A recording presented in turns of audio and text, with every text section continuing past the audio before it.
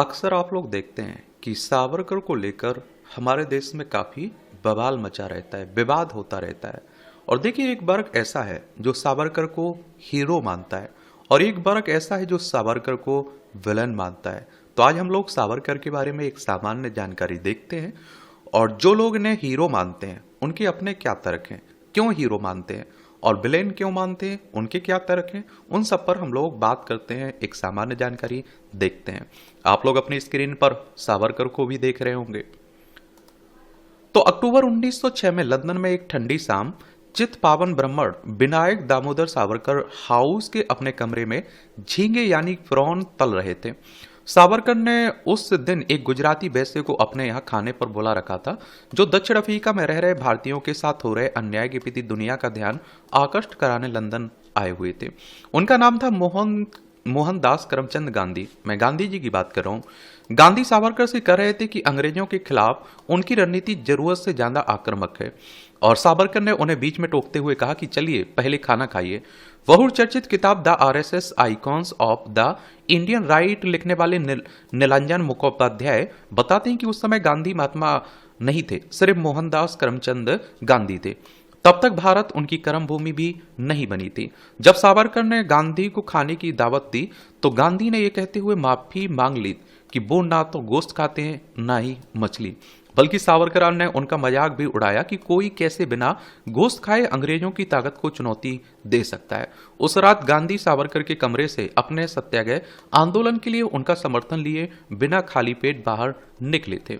साल 1948 में महात्मा गांधी की हत्या के 6वें दिन विनायक दामोदर सावरकर को गांधी की हत्या के षड्यंत्र में शामिल होने के लिए मुंबई से गिरफ्तार कर लिया गया था। हालांकि उन्हें फरवरी 1949 में बरी कर दिया गया था। आरएसएस का ना होते हुए भी संघ परिवार में इज्जत। आरएसएस यानी कि राष्ट्रीय स्वयंसेवक संघ की बात कर रहे हैं। हिंदू राष्ट्र हिंदुत्व की बात करता है संगठन और नागपुर में इसका हेडक्वार्टर देखने को मिलेगा। केशव बलिराम हेडगेवार इसके फाउंडर थे। 27 सितंबर 1925 में इसकी स्थापना हुई थी। इसे एक विडंबना ही कहा जाएगा कि कभी भी राष्ट्रीय स्वयंसेवक संघ और भारतीय जनसंघ के सदस्य ना रहे वीर सावरकर का नाम संघ परिवार में बहुत इज्जत और सम्मान के साथ लिया जाता है। वर्ष 2000 में वाजपेयी सरकार ने तत्कालीन राष्ट्रपति के आर नारायण के पास सावरकर को भारत का सर्वोच्च नागरिक सम्मान भारत रत्न देने का प्रस्ताव भेजा था, लेकिन उन्होंने उसे स्वीकार नहीं किया था। नीलांजन मुखोपाध्याय बताते हैं कि 26 मई 2014 को नरेंद्र मोदी शपथ लेते हैं और उसके 2 दिन बाद ही वीर सावरकर की 131वीं जयंती तिथि पड़ी और वो संसद भवन जाकर सावरकर के चित्र के सामने सिर झुकाकर उन्हें श्रद्धांजलि देते हैं। हमें मानना पड़ेगा कि सावरकर बहुत ही विवादास्पद शख्सियत थे और हम नहीं भूल सकते हैं कि गांधी हत्याकांड में उनके खिलाफ केस चला। वो छूट जरूर गए थे, लेकिन उनके जीवन काल में ही उनके जांच के लिए कपूर आयोग बैठा था और उसकी रिपोर्ट में शक की सुई सावरकर से हटी नहीं थी। उस नेता को सार्वजनिक रूप से इतना सम्मान देना मोदी की तरफ से एक बहुत बड़ा प्रतीकात्मक कदम था। नासिक के कलेक्टर की हत्या के सिलसिले में गिरफ्तारी। अपने राजनीतिक विचारों के लिए सावरकर को पुणे के फर्गुसन कॉलेज से निष्कासित कर दिया गया था और साल 1910 में उन्हें नासिक के कलेक्टर की हत्या में सम्मिलित होने के आरोप में लंदन में गिरफ्तार कर लिया गया था। सावरकर पर खासा शोध करने वाले निरंजन तकले बताते हैं कि 1910 में नासिक के जिला कलेक्टर जैक्सन की हत्या के आरोप में पहले सावरकर के भाई को गिरफ्तार किया गया था। सावरकर पर आरोप था कि उन्होंने लंदन से अपने भाई को एक पिस्टल भेजी थी और जिसका हत्या में इस्तेमाल किया गया था। एसएस मौर नाम के पानी के जहाज में उन्हें भारत लाया जा रहा था। जब वो जहाज फ्रांस के मार्से बंदरगाह पर एंकर हुआ तो सावरकर जहाज के शौचालय के पोर्ट हॉल से बीच समुद्र में कूद गए थे। पानी के जहाज से समुद्र में कूदे सावरकर। आगे की कहानी उनकी जीवनी वेव हार्ट सावरकर लिखने वाले आशुतोष देशमुख बताते हैं कि सावरकर ने जानबूझकर अपना नाइट ग्राउन पहन रखा था। शौचालय में शीशे लगे हुए थे ताकि अंदर गए कैदी पर नजर रखी जा सके। सावरकर ने अपना ग्राउन उतारकर उसके शीशे को ढक दिया और उन्होंने पहले ही से ही शौचालय के पोर्ट हॉल को नाप लिया था। उन्हें अंदाजा था कि वो उसके जरिए बाहर निकल सकते हैं। उन्होंने अपने दुबले पतले शरीर को पोर्ट हॉल से नीचे उतारा और बीच समुद्र में कूद गए। उनकी नासिक की तैरने की ट्रेनिंग काम आई और वो तट की तरफ तैरते हुए बढ़ने लगे। सुरक्षा कर्मियों ने उन पर गोलियां चलाई, लेकिन वो बच निकले। सुरक्षा कर्मियों की गिरफ्त में देशमुख आगे लिखते हैं कि तैरने के दौरान सावरकर को चोट लगी और उससे खून बहने लगा। सुरक्षा कर्मी भी समुद्र में कूद गए और तैरकर उनका पीछा करने लगे। सावरकर करीब 15 मिनट तैरकर तट पर पहुंचे और तट रपटीला था और पहली बार वो फिसले, लेकिन दूसरे प्रयास में वो जमीन पर पहुंच गए। वो तेजी से दौड़ने लगे। 1 मिनट में उन्होंने करीब 450 मीटर का फासला तय किया। उनके दोनों तरफ ट्रामें और कारें दौड़ रही थी। सावरकर करीब करीब नंगे थे। तभी उन्हें एक पुलिस वाला दिखाई दिया और वो उसके पास जाकर अंग्रेजी में बोले, मुझे राजनीतिक शरण के लिए मजिस्ट्रेट के पास ले चलो। तभी उनके पीछे दौड़ रहे सुरक्षाकर्मी चिल्लाए, चोर चोर, पकड़ो से। सावरकर ने बहुत प्रतिरोध किया, लेकिन कई लोगों ने मिलकर उन्हें पकड़ ही लिया। अंडमान की सेलुलर जेल की कोठरी नंबर 52। इस तरह सावरकर की कुछ मिनटों की आजादी खत्म हो गई। अगले 25 सालों तक वो किसी न किसी रूम में अंग्रेजों के कैदी रहे। उन्हें 25 साल की 2 अलग अलग सजाएं सुनाई गई और सजा काटने के लिए भारत से दूर अंडमान यानी कि काला पानी भेज दिया गया। उन्हें 698 कमरों की सेलुलर जेल में 13.5 गुना 7.5 फीट की कोठरी नंबर 52 में रखा गया। वहां के जेल जीवन का जिक्र करते हुए आशुतोष देशमुख भी सावरकर की जीवनी में लिखते हैं कि अंडमान में सरकारी अफसर बग्गी में चलते थे और राजनीतिक कैदी इन बग्गियों को खींचा करते थे। वहां ढंग की सड़कें नहीं होती थी और इलाका भी पहाड़ी होता था और जब कैदी बग्गियों को नहीं खींच पाते थे तो उनको गालियां दी जाती थी और उनकी पिटाई होती थी। परेशान करने वाले कैदियों को कई दिनों तक पनियल सूप दिया जाता था। उनके अलावा उन्हें कुनैन पीने के लिए मजबूर किया जाता था। इससे उन्हें चक्कर आते थे और कुछ लोग उल्टियां कर देते थे, कुछ को बहुत दर्द रहता था। खड़े खड़े बेड़ियां और हथकड़ियां। देशमुख आगे लिखते हैं कि सभी कैदियों को शौचालय ले जाने का समय नियत रहता था और शौचालय के अंदर भी उन्हें तय समय सीमा तक रहना होता था। कभी कभी कैदी को जेल के अपने कमरे के एक कोने में ही मल त्यागना पड़ता था और जेल की कोठरी की दीवारों से मल और पेशाब की बदबू आती थी। कभी कभी कैदियों को खड़े खड़े ही हथकड़ियों और बेड़ियां पहनने की सजा दी जाती थी और उस दिशा में उन्हें खड़े खड़े ही शौचालय का इस्तेमाल करना पड़ता था। उन्हें उल्टी करने के दौरान भी उन्हें बैठने की इजाजत नहीं थी। तो ये जो जिंदगी रही ना सावरकर की, इसे लेकर आप देखते हैं कि लोग हीरो मानते हैं और बीजेपी कहते हैं कि, और उनके पक्षकार कहते हैं कि इतना संघर्षशील उनका जीवन रहा। अब जो आप देखते हैं कि इन्हें विलेन मानते हैं, उनके अपने तर्क हैं। वो आप देखते हैं कि चाहे अंग्रेजों से माफी मांगने का मामला हो या फिर और भी आप देखते हैं कि पेंशन लेने की मामले की भी बातें होती रहती हैं। तो अंग्रेजों को माफीनामा। लेकिन यहां से सावरकर की दूसरी जिंदगी शुरू होती है और सेलुलर जेल में उनके काटे 9 साल 10 महीनों ने अंग्रेजों के प्रति सावरकर के विरोध को बढ़ाने के वजह समाप्त कर दिया। और ये आप लोग जानिए, ये बात समझिए, हर किसी की एक आप देखते हैं कि सावरकर की जो 1913 तक कहते हैं कि जिंदगी थी, वो आप देखिए बाकी तारीफ थी। बाद में माफी मांगने को लेकर आलोचना होती रहती है उनकी। तो निरंजन तकली बताते हैं कि मैं सावरकर की जिंदगी को कई भागों में देखता हूं। उनकी जिंदगी का पहला किस्सा रोमांटिक क्रांतिकारी था और जिसने उन्होंने 1857 की लड़ाई पर किताब लिखी और इसमें उन्होंने बहुत अच्छे शब्दों में धर्मनिरपेक्षता की वकालत भी की थी। गिरफ्तार होने के बाद असलियत से उनका सामना हुआ।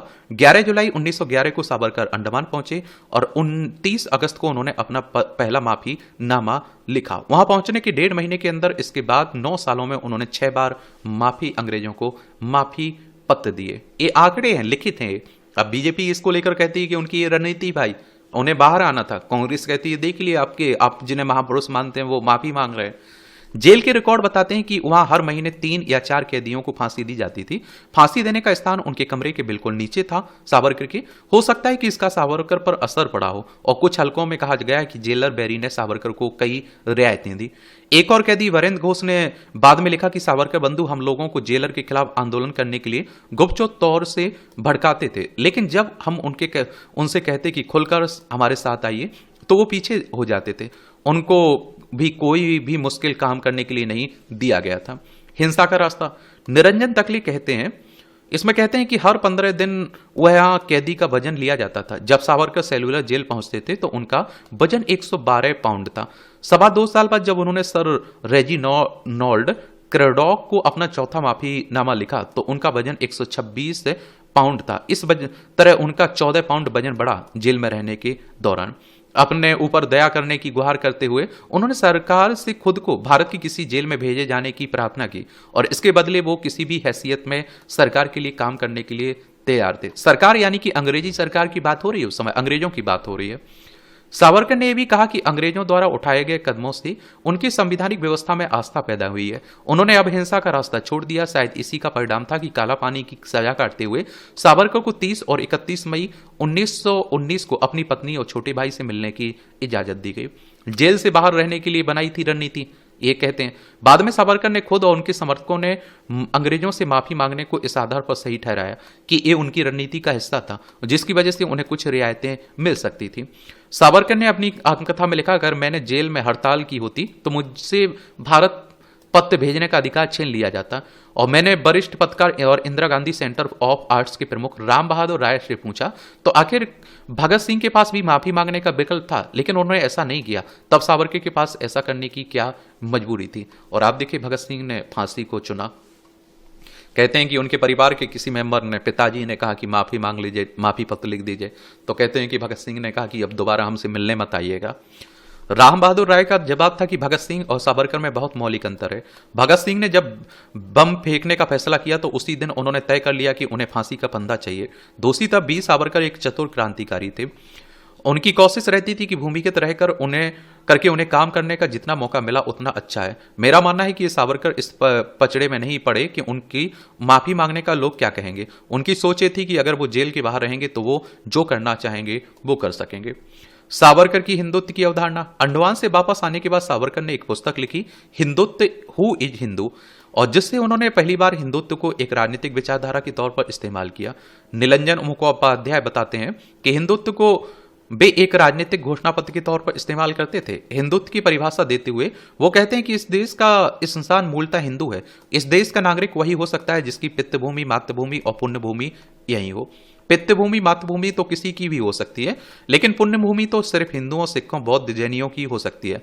मुसलमानों और ईसाइयों की तो ये पुण्यभूमि नहीं है। इस परिभाषा के अनुसार मुसलमान, ईसाई तो इस देश का नागरिक कभी हो ही नहीं सकते।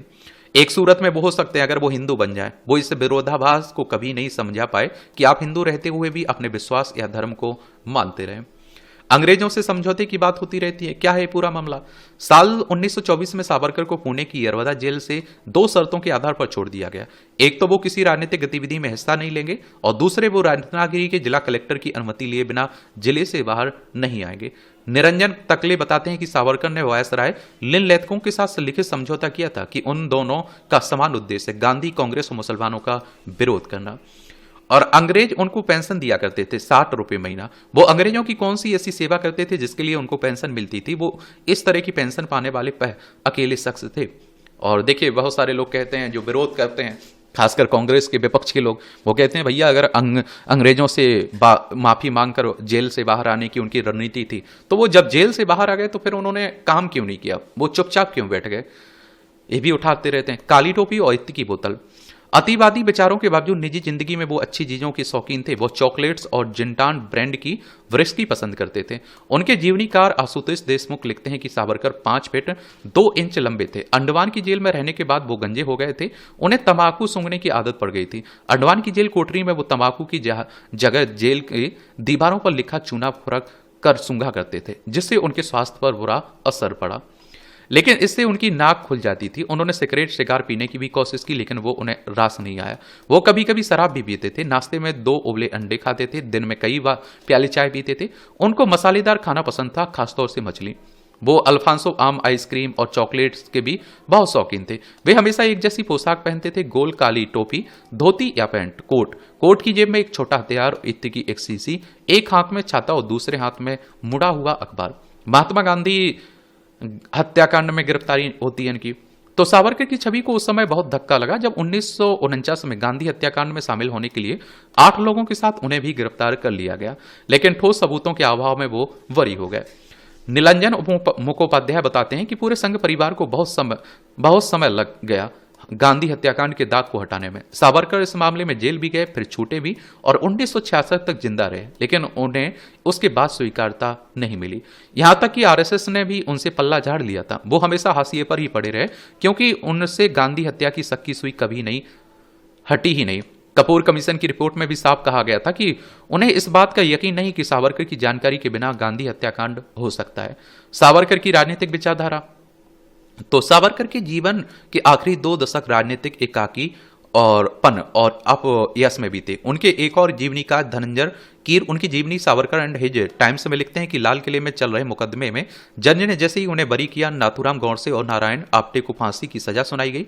कुछ अभियुक्त सावरकर के पैर पर गिर पड़े। उन्होंने मिलकर नारा लगाए, हिंदू हिंदी हिंदुस्तान, कभी ना हो पाकिस्तान, होगा पाकिस्तान, कभी ना होगा पाकिस्तान। राम बहादुर राय कहते हैं कि दरअसल उन पर आखिरी दिनों में जो कलंक लगा उसने सावरकर की विरासत पर अंधकार का बादल डाल दिया। दुनिया में शायद ही कोई ऐसा उदाहरण मिले जो क्रांतिकारी कभी कभी भी हो, साहित्यकार भी हो, अच्छा लेखक भी हो।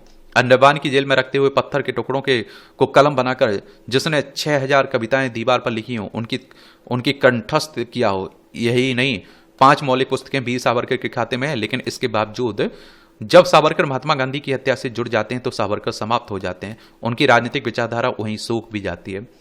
पोलराइजिंग फिगर 1966 में अपनी मृत्यु के कई दशकों बाद भी भारतीय राजनीति में भी सावरकर एक पोलराइजिंग फिगर है। और आप देखिए, या तो वो आपके हीरो हैं या फिर विलेन।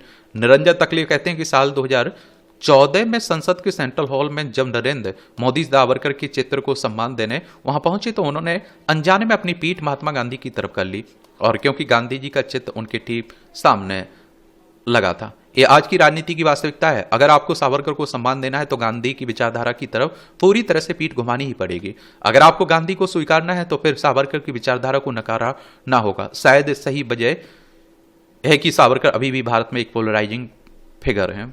और इस तरह से आप देखेंगे कि आपको समझ में आ गया होगा कि जो लोग सावरकर को हीरो मानते हैं वो क्यों मानते हैं, और जो विलेन मानते हैं उनके क्यों मानते हैं, कौन सी वो वजह है।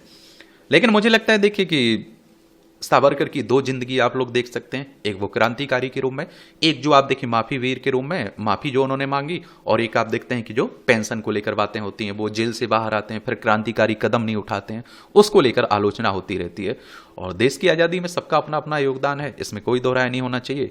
और ठीक है, अब मुझे लगता है कि क्या बोल सकते हैं, समझ रहे आप लोग। चलिए, मेरे लिए कोई सवाल हो, आपको सुझाव हो तो बता सकते हैं आप लोग। धन्यवाद।